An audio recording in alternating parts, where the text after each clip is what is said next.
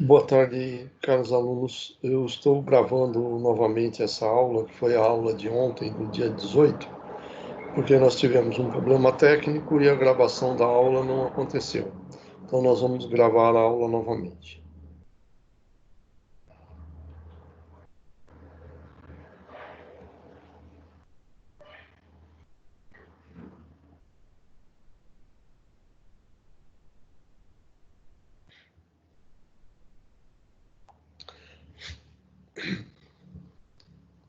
Então, na sessão de hoje, na aula de elementos de mineralogia e geologia, nós vamos falar dos recursos energéticos, né?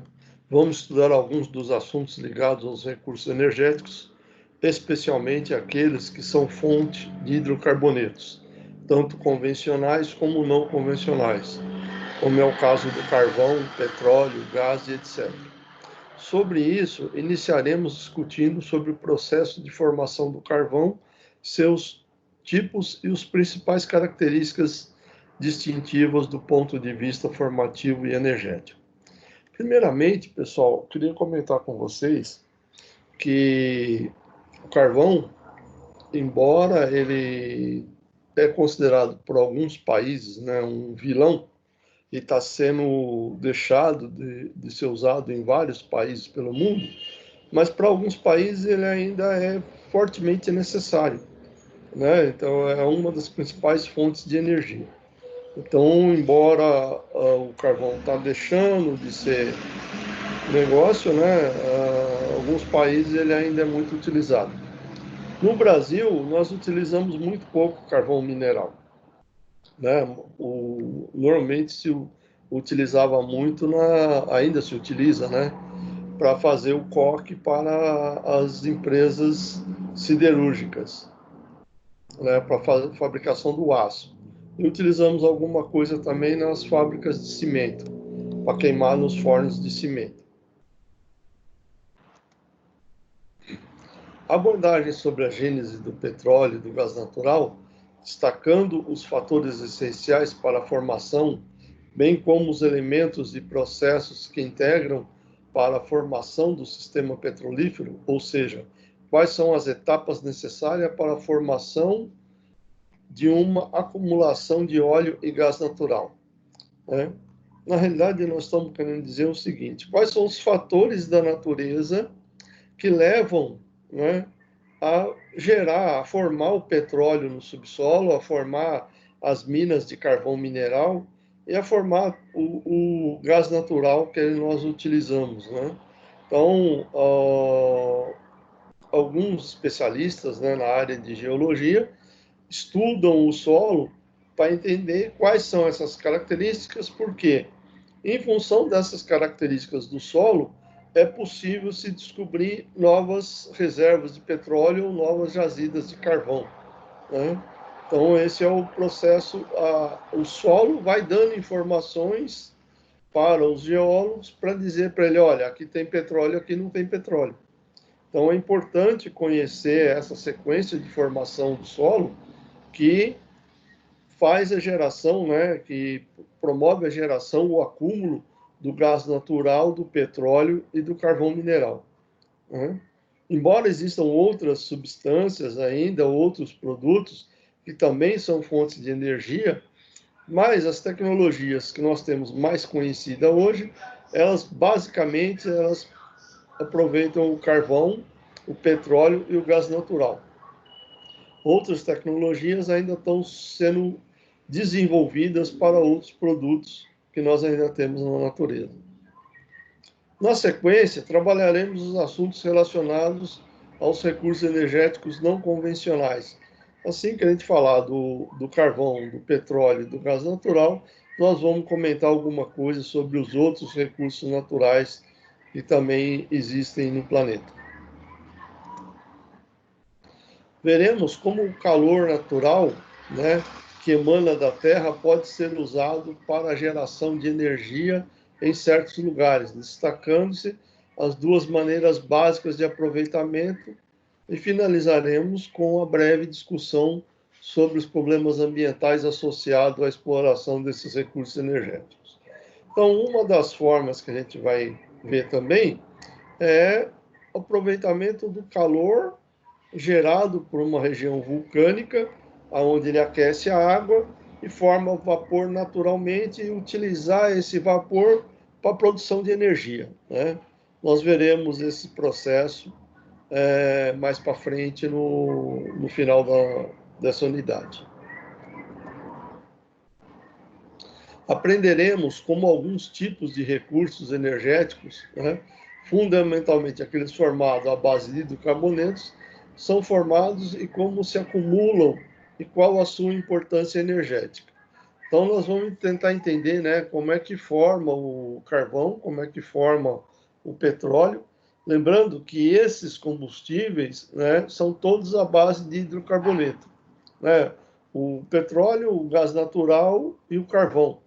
Ou seja, o que impera na formação dessas energias é o carbono, né? Ou seja, são materiais riquíssimos em carbono, e o carbono que é o fornecedor da energia que nós precisamos, né? Porque o carbono em combustão ele gera calor e nós aproveitamos esse calor para fazer aí o movimento das nossas máquinas. Exemplo aí do motor do carro, né? Ele queima petróleo, ou seja, queima gasolina, que é oriunda do petróleo e que é rica em hidrocarbonetos, né? Que quando colocado na câmara do motor, ele explode, né? Fazendo com que o motor execute o movimento, né? Existem outros estudos hoje em dia para substituição, né, do hidrocarboneto como combustível, principalmente, né? Até porque o petróleo ele não vai durar para sempre. Ou seja, as reservas de petróleo tendem a se esgotarem. Então, existem já estudos para que sejam desenvolvidas outras alternativas. Mas o fato da gente parar de utilizar o petróleo como combustível, né, não significa que nós vamos parar de utilizar petróleo. Por quê? Porque boa parte dos polímeros que nós utilizamos hoje, que são os plásticos, a fonte básica deles é o petróleo, né? Vem da cadeia de carbono do petróleo. Então, os polímeros são formados basicamente de produtos à base de petróleo. Então, nós até poderemos deixar de utilizar o petróleo como combustível, mas ainda vamos depender da extração do petróleo para a produção dos polímeros que hoje utilizamos em larga escala, porque quase tudo na nossa vida hoje ou é aço ou é plástico, né? Então, nós vamos estar aí utilizando por muito tempo ainda na dependência do petróleo para a produção de muitos materiais, mesmo que a gente deixe de utilizá-los como combustível, né? Apesar de muitos desses recursos apresentarem uma decadência de demanda, ou seja, diminuindo-se a demanda, os recursos são não renováveis, né? Ou seja, o carvão, o gás natural, o petróleo, são recursos que tem na natureza e conforme a gente vai utilizando, eles tendem a se esgotar. Ou seja, se nós continuarmos utilizando numa escala muito grande, provavelmente chegará um tempo que não haverá mais petróleo disponível no planeta para a gente utilizar, né? Teremos que ter outras alternativas no futuro, né? Principalmente com o nosso nível de conhecimento técnico sobre o assunto e já estabelecida uma rede de produção e distribuição desses. Ou seja, hoje em dia, um dos problemas mais cruciais, né, até porque está sendo postergado o uso do carro elétrico em massa, é toda a cadeia produtiva que envolve o petróleo. Por exemplo, imagina quantos postos de gasolina nós temos, quantas refinarias de petróleo nós temos, quantas pessoas estão empregadas nessa cadeia de produção, transporte, distribuição e comercialização do produto. Para nós extinguirmos totalmente o uso da gasolina, nós temos que repensar toda essa cadeia produtiva, né? Então, o impacto social ele é significativo. Por isso que a ideia é se introduzir essas inovações, né, a passos lentos para que o impacto na sociedade não seja muito grande. Porque, quer ou não, é geração de emprego, é condição social.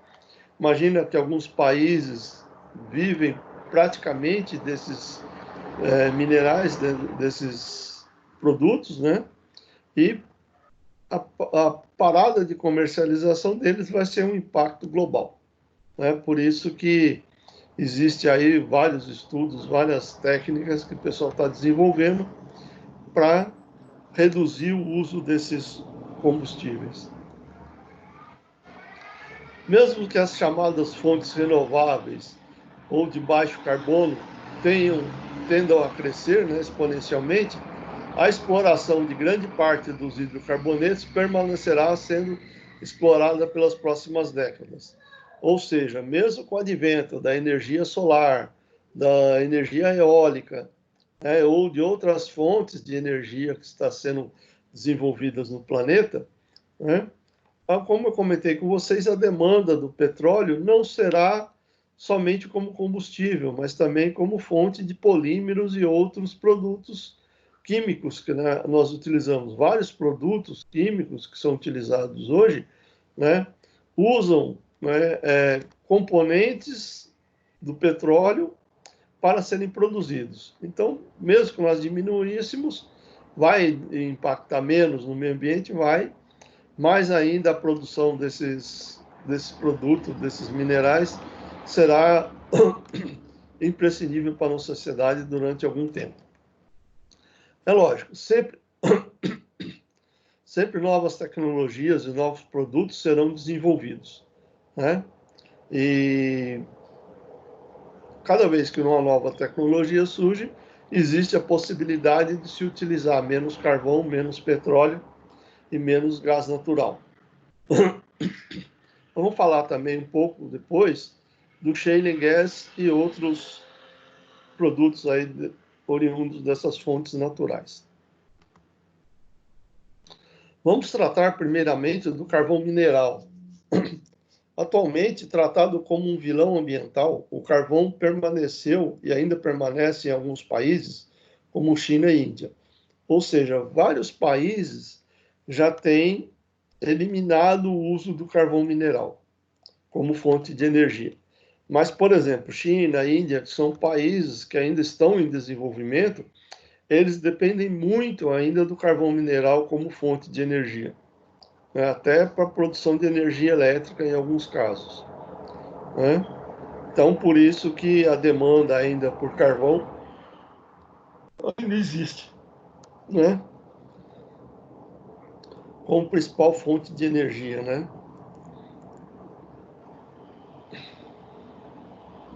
A sua formação está relacionada à concentração de matéria orgânica de origem continental e, portanto, predominantemente vegetal. Ou seja, da onde surgiu o carvão mineral? O carvão mineral nada mais é do que florestas que foram derrubadas, né, e soterradas, e aí o processo, como a gente vai estudar, veio produzir o carvão mineral.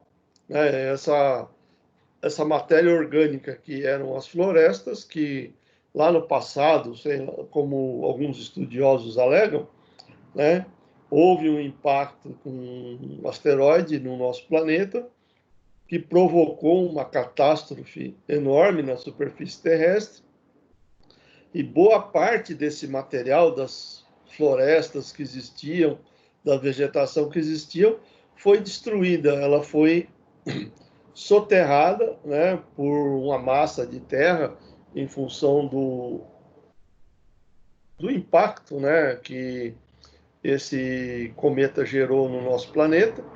E tudo isso, todo esse material, ele ficou subterrado, né? Ou seja, ele ficou no subsolo.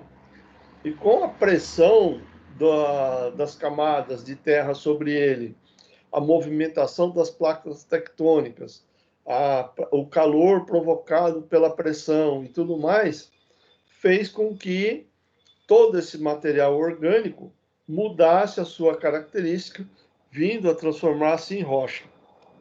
Vamos conhecer um pouco mais detalhadamente esse processo.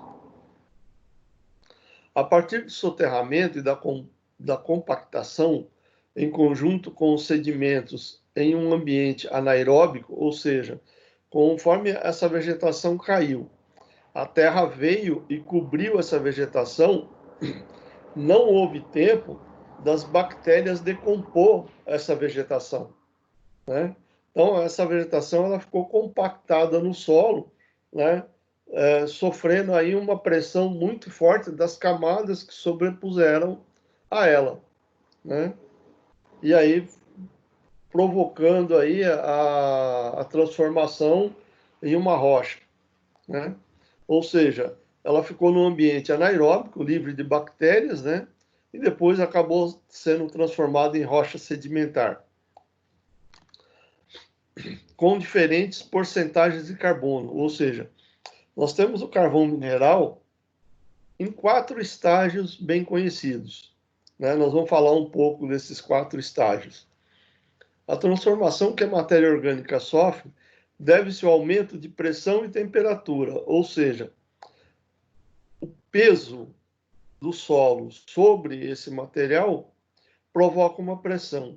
E toda vez que você coloca pressão sobre alguma coisa, existe uma elevação de temperatura, né? É natural esse processo. E esses dois fatores, né, causam a quebra dos compostos orgânicos originais, né, em produtos mais simplificados. Ou seja, esse calor e essa pressão faz com que esse material orgânico, que era as plantas, as árvores, a vegetação, se transformar em materiais de componentes voláteis, né? Ou seja, elementos voláteis, né? E, e, e nesse processo, né, existe, com a pressão, existe a eliminação da água e a eliminação dos gases, fazendo com que o carvão acabe se concentrando, né? Naturalmente, o carvão possui diferentes estágios formativos que refletem o grau de maturação ou carbonificação. Aí nós vemos aí na imagem, né, que existem 4 estágios bem conhecidos, que chama turfa, lenite, aúlia e o antracite, né? São os estágios do carvão. Vamos conhecer cada um deles, né? Na situação A, que é a turfa, né, ocorre o acúmulo superficial de matéria orgânica vegetal, principalmente de restos de folhas, gravetos, galhos e outros fragmentos menores de matéria orgânica. Nessa configuração, há a formação de pântano em um local úmido com muita vegetação, que é gradativamente soterrado, formando a turfa. Ou seja, esse material cai numa região com alta concentração de água, ele vai afundando isso para o leito do rio, aí o próprio rio ele vai jogando terra sobre esse material, né, formando peso ou movimentação tectônica ou alguma outra coisa que pode acontecer e vai comprimindo esse material e formando o que a gente chama de turfa, né? A turfa, a gente vai ver mais para frente, que ela é menos rica em carbono do que os outros que vêm nos outros próximos estágios. No estágio B, que é o lenite, né, a turfa é comprimida e há uma perda relativa significativa de elementos voláteis e água, ou seja, se é a mesma coisa de você pegar esse material, né, orgânico e prensar ele, né? Cada vez que você prensa, ele vai perder água, né? E vai perder alguns gases que está junto com ele, né? Ao passo que ocorre um enriquecimento de carbono, ou seja, quanto mais você elimina os elementos voláteis e a água, e devido à pressão e o calor, existe uma tendência a se formar mais cadeias de carbono.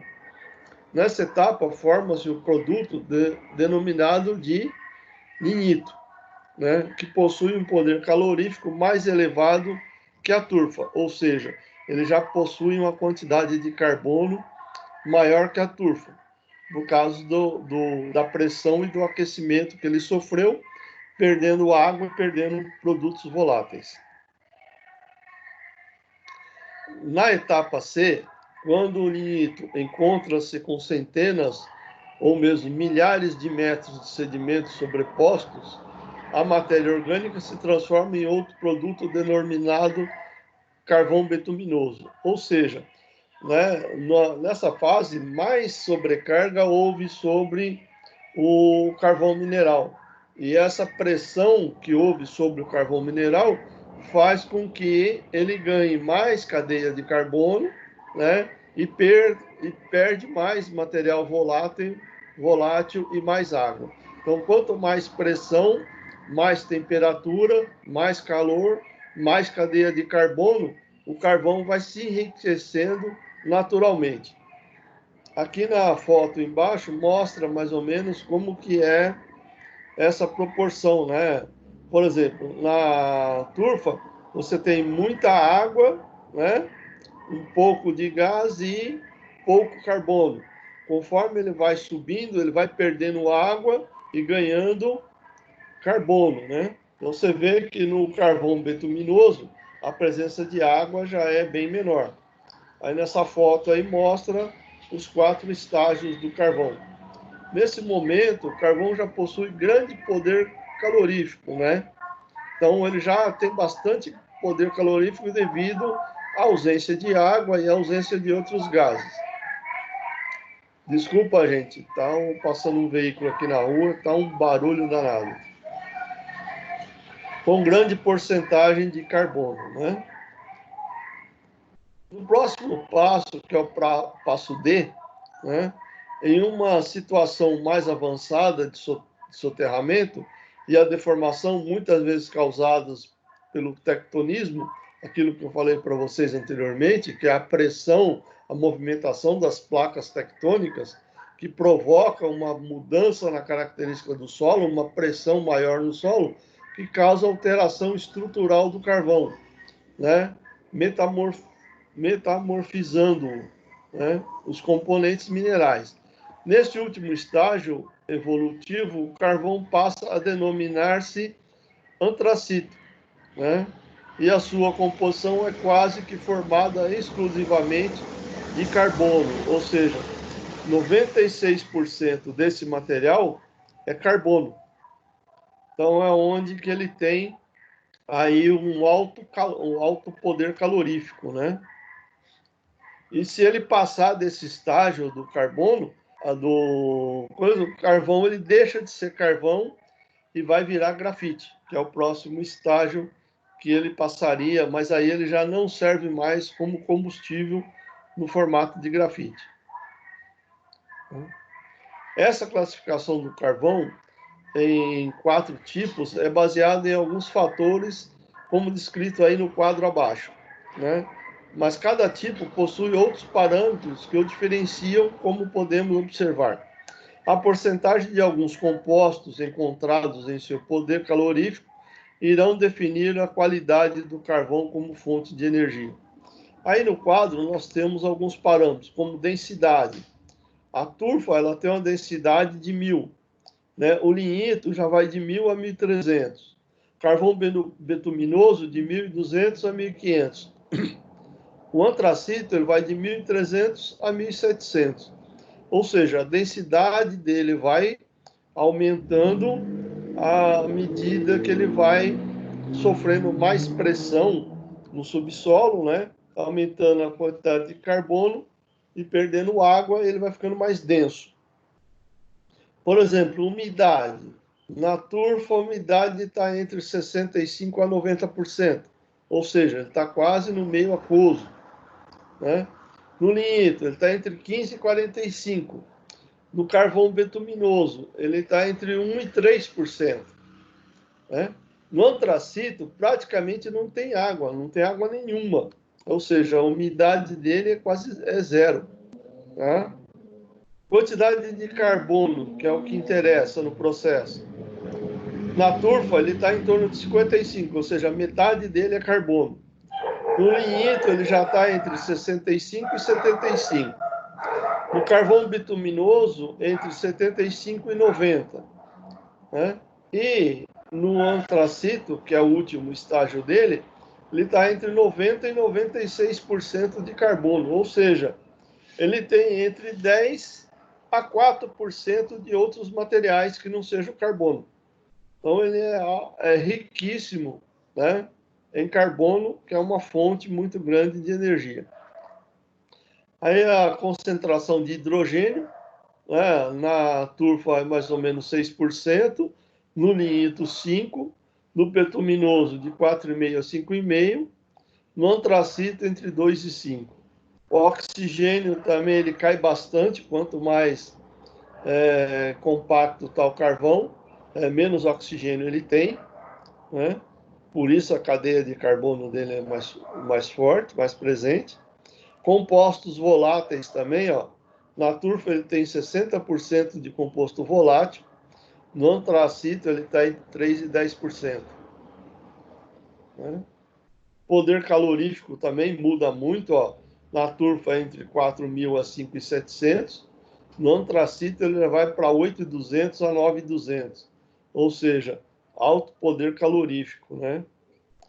Por isso que ele é muito utilizado para geração de energia. Embora 95% das reservas mundiais de carvão sejam formadas por matéria orgânica de fonte terrestre, dando origem ao carvão úmico, né? Existe uma pequena quantidade de carvão formada pelo superaquecimento da matéria orgânica de origem marinha, principalmente algas marinhas, processo responsável pela formação do carvão sapropélico. O que é isso? Imagina, no mar existem várias algas, né?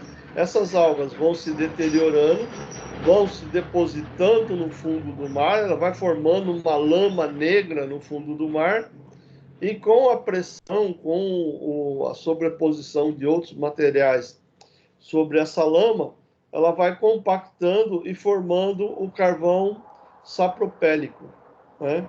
Ou seja, um carvão formado a partir da origem marítima, né? da origem do mar. Vamos falar um pouco agora sobre a formação do petróleo, né? Como acontece essa formação do petróleo. Diferentemente do carvão, o petróleo, né, o óleo e o gás natural são majoritariamente formados pela acumulação e posterior modificação de matéria orgânica de origem marinha, né? Principalmente de origem marinha, né? Não significa que é só de origem marinha, tá, gente? Mas principalmente por formação de origem marinha. O que mais se encontra é o fitoplâncton. O fitoplâncton, se vocês não se lembram, ele é o alimento predileto das baleias jubarte, né? As baleias se alimentam basicamente de fitoplâncton. São microalgas, né? Ela está em torno de meio milímetro de espessura, de tamanho. Ou seja, é um material bastante pequeno. E aí esse fitoplâncton morre, vai se depositando no fundo do mar, as camadas vão se sobrepondo a esse material, né? Então, além do fitoplâncton, também tem o zooplâncton, né? E aí eles vão formando, né, essas camadas vegetais, e aí mais animais marinhos, tudo que vai morrendo no mar, vai caindo no fundo, e essa massa vai aumentando o peso. Quanto mais aumenta o peso, mais ela vai afundando na camada terrestre, né? Fora como eu falei para vocês, movimento de placa tectônica, outros cataclismos que existiram no passado aí, muito distantes, há milhões de anos atrás, isso fez com que esse material acabasse indo para o subsolo, né, ficando sobreposto por outros materiais, aonde a sua decomposição transformou ele no petróleo que nós conhecemos hoje.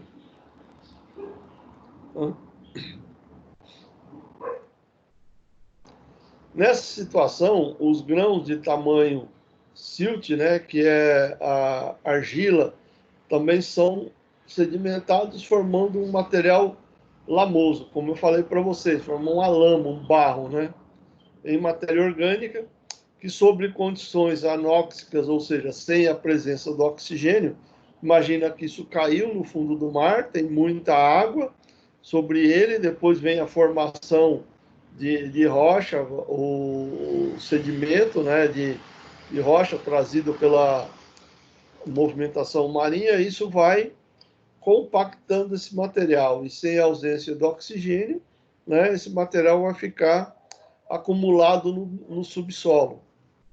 Né? À medida que esse material é soterrado, muitas vezes, além de 2 a 3 quilômetros de profundidade, a matéria orgânica presente começa a sofrer reações químicas, devido ao aumento de pressão e temperatura, gerando um material chamado querogênio. Aquilo que eu falei para vocês, é o mesmo processo que forma o carvão, também vai formar o petróleo. Né? Só que as reações químicas deles são diferentes. Desculpa, gente. Um se transformou em petróleo, o outro se transformou, né, em carvão. Né? Mas o processo é o mesmo. É o aumento de pressão e temperatura gerando a decomposição e a mudança daquele material que antigamente era orgânico.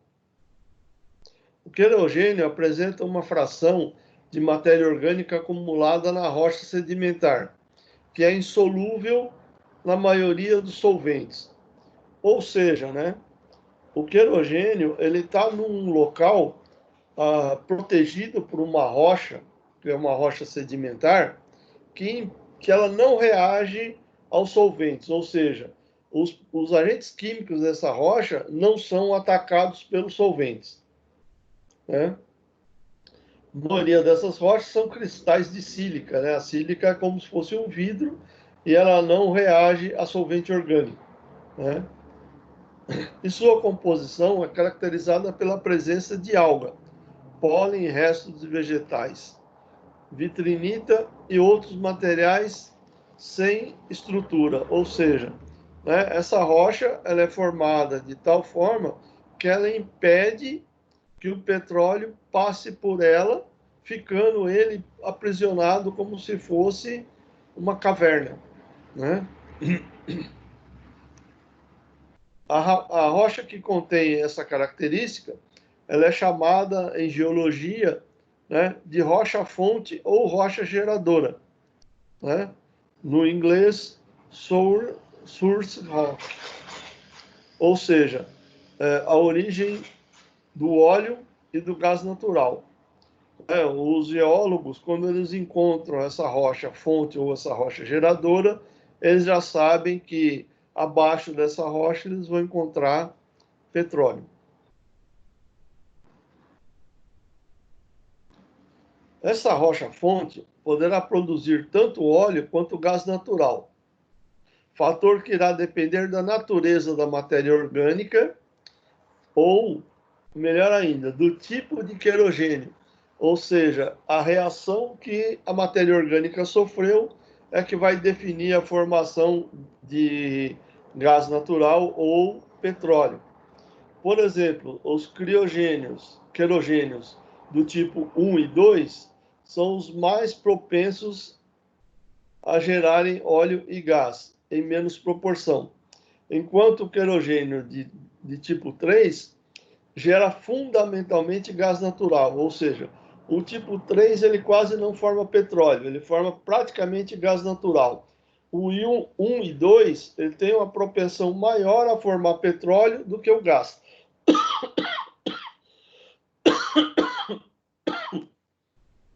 mas mesmo assim ele forma gás em pequenas proporções.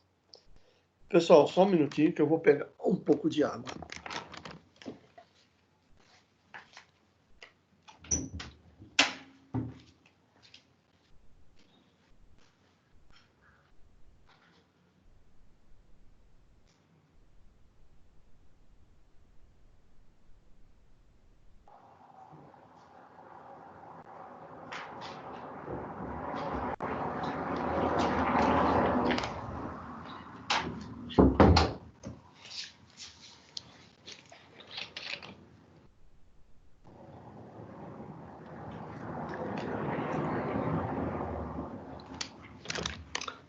Desculpa, pessoal, molhar a garganta, porque ficar falando muito a garganta seca, né? Então, o tipo 3, como eu estava falando, né, ele tem uma propensão a formar mais o gás natural do que petróleo. O processo de geração, além de necessitar desses tipos específicos de matéria orgânica, precisa ocorrer em certos intervalos de temperatura denominados janela de geração de óleo e gás. Então, existe todo um processo aí para que o querogênio, né, ele se transforme em tipo 1, 2 ou 3 e, consequentemente, ele tem aí as janelas de formação, né, em função da temperatura ideal, em função da pressão ideal, existe a transformação desse material em óleo ou gás. E aqui nós temos aqui uma escala de formação, né? Temperatura, por exemplo, ó, conforme vai aumentando a temperatura, né? E aí nós temos a questão da mudança de estágio. Vocês podem ver que tem uma janela de formação de óleo bem pequena aqui. Na maioria dos casos, né? Existe mais formação de gás natural do que a formação do óleo. O óleo tem uma janela bastante estreita para se formar, né? E aí você tem a janela da formação do gás, né? E a janela da formação do gás natural. E por último aqui também, ó, se a temperatura sobe demais, né? O petróleo também, mesmo a mesma coisa do carvão, ele se transforma em grafita, né?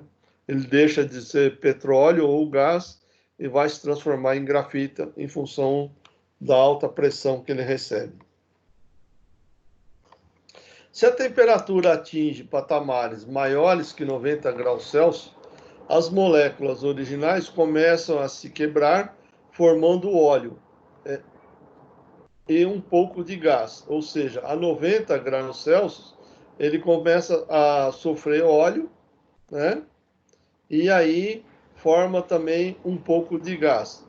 Enquanto que a temperaturas acima de 160 graus Celsius, né, qualquer óleo remanescente ou próprio querogênio produz somente gás natural, ou seja, a gente não vai encontrar petróleo numa temperatura acima de 160 graus Celsius. Por quê? Todo o petróleo ele evapora e se transforma em gás também, né? Deixando de ter a presença do petróleo. Então, para ter a presença do petróleo, tem que estar em torno aí de 90 graus Celsius, né? Acima disso, acima de 250 graus Celsius, né, toda a matéria orgânica é transformada em grafita. Por exemplo, essa rocha aí que está na foto aí que eu coloquei no slide, né, é uma pedra de grafita. Isso daqui o que, que é? É um petróleo, né, que sofreu um superaquecimento, perdeu todo a parte líquida e volátil dele e se transformou numa rocha.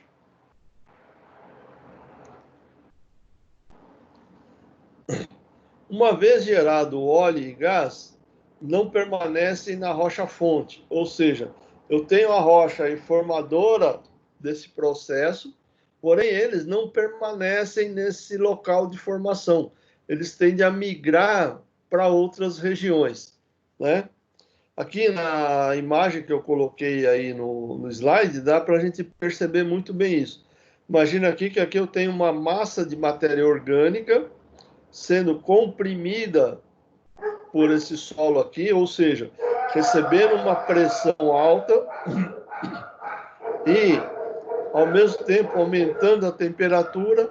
Isso faz com que produza gás e óleo, e pela porosidade das rochas que estão presentes abaixo dela, esse óleo ele vai migrando para uma área de menos pressão e menos, né, temperatura. Ou seja, aonde o petróleo dificilmente ele vai ficar armazenado aonde ele se forma, né?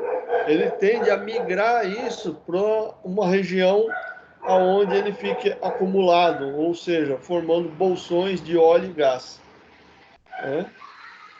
Então é comum, né, se encontrar, dependendo de onde se fura o poço de petróleo, né, encontrar o gás, ou só o gás, ou encontrar só óleo, depende de onde ele está armazenado e como foi formado aí o reservatório desse gás.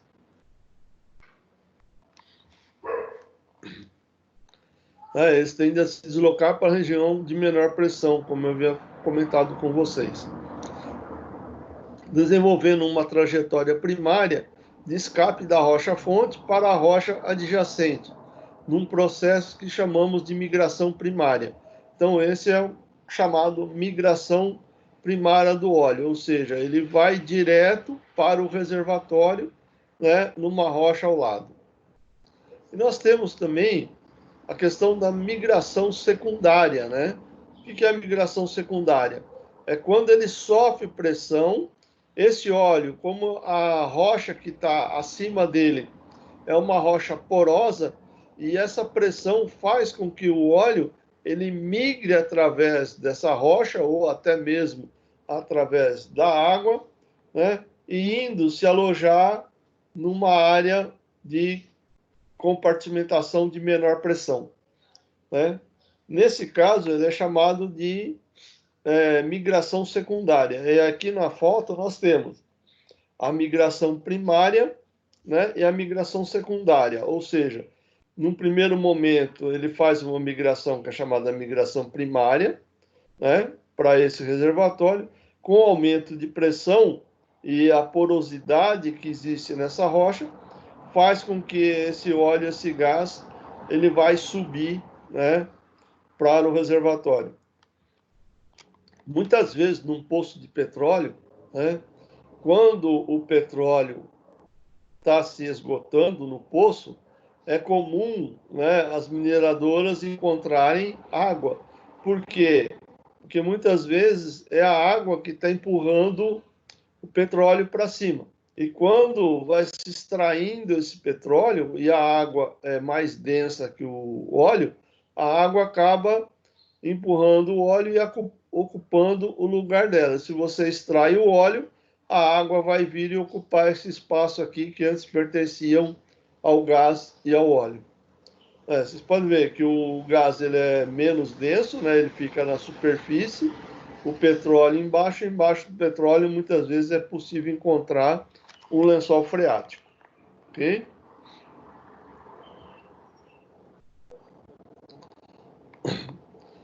Essa última migração só irá cessar, né, quando o óleo ou o gás encontrarem uma barreira e ficarem acumulados em rochas com uma boa porosidade e permeabilidade, rochas reservatório, como um arenito, quartzo ou um calcário fraturado, por exemplo, né?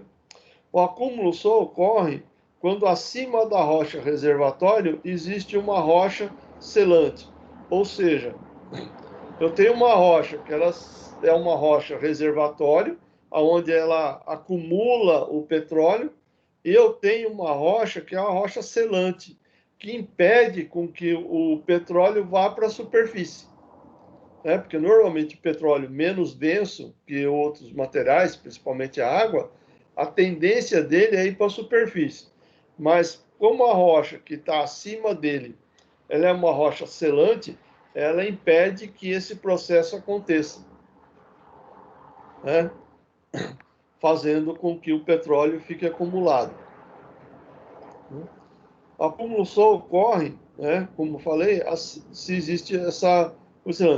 Pode possuir pouca porosidade e permeabilidade quase nula ou inexistente, como é o caso do argilito não fraturado ou uma camada de sal. Nessa foto que eu coloquei aí, para vocês entenderem mais ou menos como funciona a reserva de pré-sal que a Petrobras descobriu aqui no Brasil.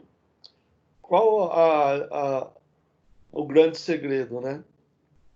O sal, ele forma uma camada impermeável, ou seja, aqui é uma rocha de sal, tá, gente? O petróleo não consegue migrar pela rocha de sal. Então, ele fica preso abaixo do sal. Então, nós temos o mar, né? Nós temos uma camada de rocha abaixo do mar, que é chamada de pós-sal, aonde hoje na bacia de Campos é extraído muito petróleo dessa região. E nós temos abaixo dessa camada de pós-sal a camada de rocha de sal, né, que é bastante espessa. E abaixo dela nós temos a camada que é chamada camada de pré-sal, onde a Petrobras encontrou bastante petróleo.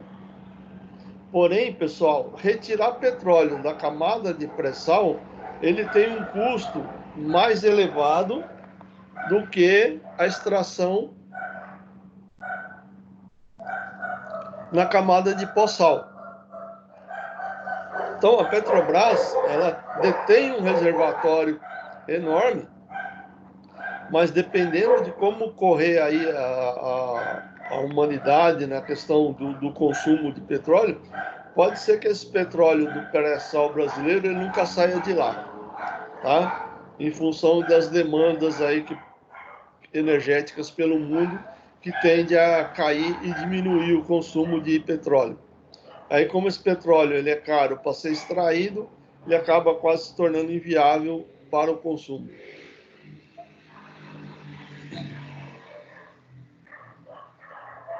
Para que os fluidos não escapem lateralmente, a configuração geométrica tridimensional dessa rocha deve envolver a ocorrência de uma estrutura de fechamento proporcionando uma armadilha. Ou seja, ele forma quase que fosse uma concha, né?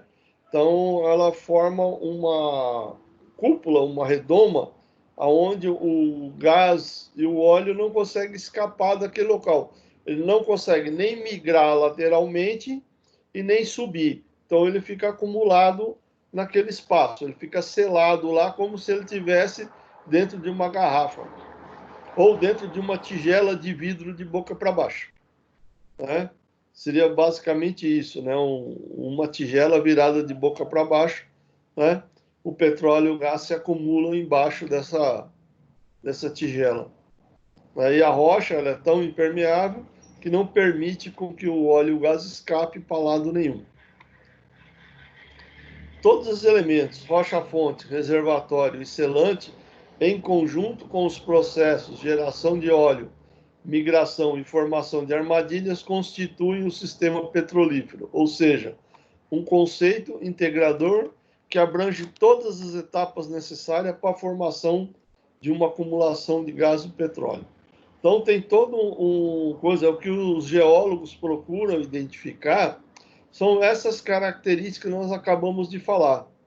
Se eles encontram a rocha com determinada característica, e todos, pressão, temperatura, tudo isso faz com que eles deduzam que lá naquele local possa existir uma reserva de petróleo. E aí eles fazem o furo de prospecção para saber se existe realmente, e existindo aí monta-se o processo de extração do petróleo. Carvão, gás natural e o petróleo, da maneira com que apresentamos, compreende a gama de recursos denominados convencionais. No entanto, tem-se popularizado outros recursos ditos como não convencionais, que se constituem fontes alternativas de energia. Esses outros materiais, como nós falamos no começo da aula, eles também são fontes de energia. Porém, hoje nós não temos muitas tecnologias a respeito desses materiais. Podem ser que no futuro eles se tornem fontes de energia até mais barato do que o petróleo ou do que o carvão mineral. Mas no momento ainda é caro. Por quê? Porque não tem tecnologia desenvolvida para esses materiais, né? Ou seja, tem muita coisa ainda a ser descoberta pelos cientistas, pelos pesquisadores. E no momento, né, o mais convencional, aquilo que a humanidade já está acostumada a utilizar, é o carvão mineral, o petróleo e o gás natural. É lógico, a humanidade começou pelo carvão, porque foi um produto que ela encontrou que deu certo, né? E aí eles começaram a explorar, né? Na busca da exploração do carvão, eles encontraram o petróleo e o gás natural, né? Que também descobriram que eram grandes fontes de energia. E, consequentemente, vão se descobrindo outras fontes de energia aí com o tempo e as tecnologias vão mudando e aí favorecendo o consumo de energias alternativas. São denominadas de energias alternativas, né? Porque por envolverem técnicas de extração mais dificultosas, né? Métodos não convencionais, ou seja, é um processo não muito conhecido, né? Como é o da produção do óleo ou gás natural, né? E geralmente, né, atacam outros elementos do sistema petrolífero que não a rocha reservatório, ou seja, eles estão armazenados de formas que os geólogos ainda não entendem muito bem como funciona esse processo de formação e armazenamento para saber, para conseguir identificar a existência desses materiais. Também são incluídos, nesse caso, os recursos energéticos cujos processos geológicos formativos são particulares, como é o caso dos hidratos de gás. Aí nessa foto que eu pus aí, está mostrando a formação dos hidratos de gás, né? Que também tem alto poder energético, né? Porém, como não se sabe ainda do jeito como isso acontece, como se formam esses hidratos de gás, aonde que está as grandes jazidas desse material, ele é pouco utilizado, porque ainda requer muito estudo, muita pesquisa, né? Em alguns casos eles acham por acaso e aí utilizam, né? Dentro desse grupo é importante destacar também o shale gas, um gás de folheiro, né, como foi traduzido pela língua portuguesa. Nota, o termo gás de xisto, que era muito utilizado no Brasil no passado, ele é errado, pois o xisto não é uma rocha metamórfica que contém gás. Então, o antigo shale gas no Brasil era conhecido como gás de xisto, que não é uma verdade, tá? Porque o xisto não é uma formação de gás, ele não armazena gás. É a característica da rocha do xisto. Esse processo, gente, ele é bastante complicado. Em algumas partes do mundo, ele já foi abolido pelo risco ambiental que ele oferece. Embora os Estados Unidos, Argentina, ele ainda é muito utilizado. França, Alemanha e Escócia já baniram, né, esse processo devido ao risco que é. Por quê? Esse gás, ele normalmente está armazenado em rochas, né? E para que ele saia da rocha, eu preciso fazer um processo de injeção de material nele para extração, né? Esse recurso corresponde ao gás natural trapeado, que eles chamam, né? Em formações geológicas de pouquíssima permeabilidade, né? Como é o caso dos folheiros ricos em matéria orgânica que atingiram a janela de geração de gás. Nesse caso, é como se a rocha geradora fonte, né, do sistema petrolífero convencional não permitisse a migração primária do gás. Ou seja, O gás ele é produzido, mas ele fica preso dentro da rocha, ele não consegue sair fora da rocha mãe, da rocha que produziu ele, né? Então ele fica acumulado dentro dessa rocha. Aí, como essa rocha é uma massa muito pesada, ele não consegue sair naturalmente desse meio. E aí existe todo um processo que a gente vai ver mais para frente para fazer com que esse gás seja liberado dessa rocha. Desse modo, a extração do gás natural deve ser feita por meio de estimulação mecânica, né? Aquilo que nós estávamos comentando, por meio de fraturamento hidráulico da formação que contém o gás. Ou seja, consiste em quebrar a rocha onde o gás está armazenado, para que, através das fissuras da rocha, esse gás possa ser retirado do solo. Então, é feito um processo de perfuração, né? Depois desse processo de perfuração, é bombeado água e areia para provocar a fissura da terra, da rocha, para que esse gás possa vazar, né, dessa rocha e aí ele ser capturado pelo sistema de extração. O grande perigo disso é que muitas vezes, né, esse processo de estimulação mecânica, ele pode gerar, né, algum abalo sísmico na região e ele pode gerar também contaminação de lençol freático. Por isso que ele não é muito utilizado em outros países. O processo basicamente se consiste em pegar a água de algum lugar, né, ou da própria região, se for possível, misturar com areia, por quê? Porque a areia é que vai manter, quando quebrar, você joga a água com areia sob pressão, a rocha vai rachar, estourar, né? E a areia vai impedir que essa rocha volte a comprimir, evitando a saída do gás. Então, a ideia de você jogar areia é para que a areia calce a fratura provocada na rocha, para que, desse modo, o gás consiga vazar pelo meio da areia, né?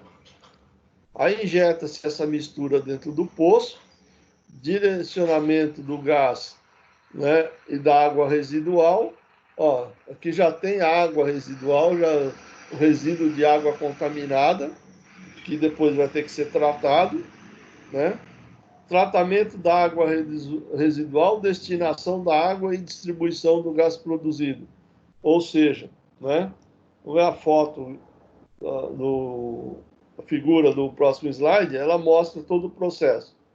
Captura da água, mistura da água com a areia, injeção dessa água com areia dentro do poço, provocando aí uma pressão maior, fazendo com que o gás saia da rocha, né, sendo capturado pelo processo, né, aí a água residual sendo depositada e o gás saindo para ser distribuído para o consumo, né? Lembrando bem que o risco ambiental desse processo ele é bastante alto, por isso que alguns países já aboliram esse processo.